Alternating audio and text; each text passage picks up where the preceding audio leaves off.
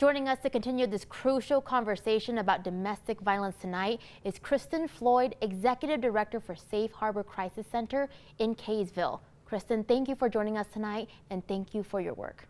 Thank you for having me, Rosie. Kristen, we saw in Jason's report that our statewide DV numbers are up. Are you guys seeing that as well in your area?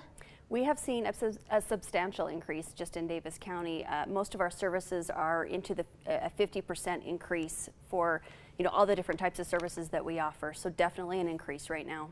Why do you feel that domestic violence and intimate partner violence is on the rise right now?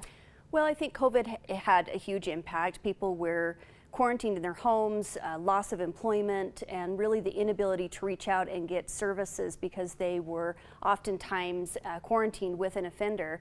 And so the way that they are able to get services has changed dramatically, and the violence and the lethality of the violence has increased substantially. Yeah, and going off that question, because Jason touched on this a little bit in the report, what are some of the biggest challenges coming out of the COVID-19 pandemic right now in regards to domestic violence, not just on the victim and survivor side, but maybe on your guys' side too as advocates? Right. I mean, we're really struggling with the ability to serve as many people that are actually needing services right now. Having the appropriate number of people to serve clients, having space for people to be able to access, whether it's shelter, rooms at the shelter or other services. That's our biggest struggle right now, is just trying to keep up with the high number of individuals that need services, but not having the amount of people or program or facilities to be able to provide those services. So I want to talk about funding, right? Earlier during the break, you and I were talking about the challenges of funding and whatnot. What are you guys on the advocate level experiencing as far as maybe getting the funding that you guys need? Yeah, funding's been a challenge for us. Most shelters function off of different types of grants, but also private funding. And because of COVID, our ability to fundraise or have any type of special events and so forth that allow us to bring in private funds has been almost zero. And so we're really lacking those private funds that have kept us afloat historically. Right. Even though there is a disagreement on whether or not businesses should be open right now, do you feel that that's been helping with providing services to victims? Yeah, businesses are critical for us right now for all the different types of services that we need to be able to serve victims, whether it's clothing or it's food or it's hotels, any type of retail shops that you don't think normally anybody would need. You're talking about individuals that have come into a shelter that have left everything that they own and have nothing, and now we're trying to reestablish life for them. And so having businesses open to partner with us is critical.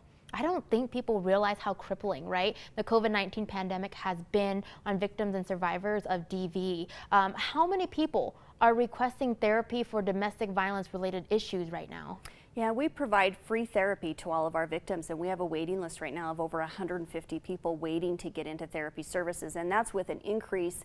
We brought in some additional therapists, but even with that, I mean, the wait for free therapy for victims has been just crazy lately. What should men or women do if they know they're being abusive to their partner, but maybe they don't know how to stop it or prevent it from happening?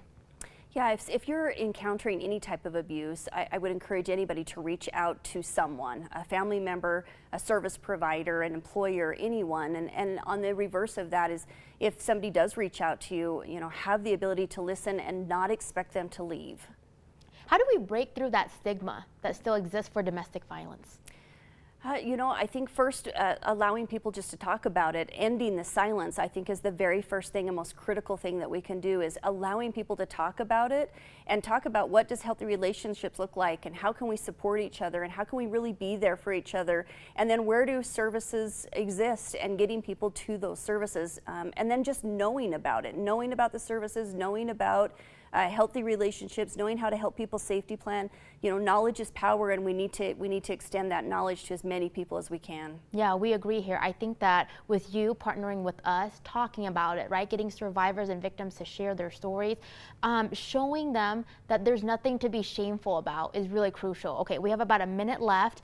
2 questions left for you. Do you think enough is being done on Capitol Hill for domestic violence, and what would you like to see as an advocate? Yeah, I'd really like to see more of a focus in Utah on domestic violence, whether it be, different types of laws that we need to pass for the crimes against women and men that experience domestic abuse, funding for the different service providers, I think, is critical, and then assisting law enforcement, because that's one of the most dangerous calls that they go on as well. And so, you know, we really need to wrap our arms around getting everybody assistance as it pertains to domestic abuse. All right, 30 seconds left. Tell me about the event on October 17th. Why should people come, and how is it going to help our state as a whole? Yeah, we're coming together as a state to really stand against violence. So this is a walk in various parts of the state on October 17th, where we can demonstrate our solidarity against violence. And I think having people come out and stand with us against violence will be a great message for our state leaders. All right, Kristen Floyd, Executive Director for Safe Harbor Crisis Center. Hey, thank you so much for joining us tonight. Thank you for having me. We appreciate you. All right, support for victims and survivors of domestic and intimate partner violence is available 24/7 at 1-800-897-LINK. If you or someone else is in immediate danger, please call 911 immediately.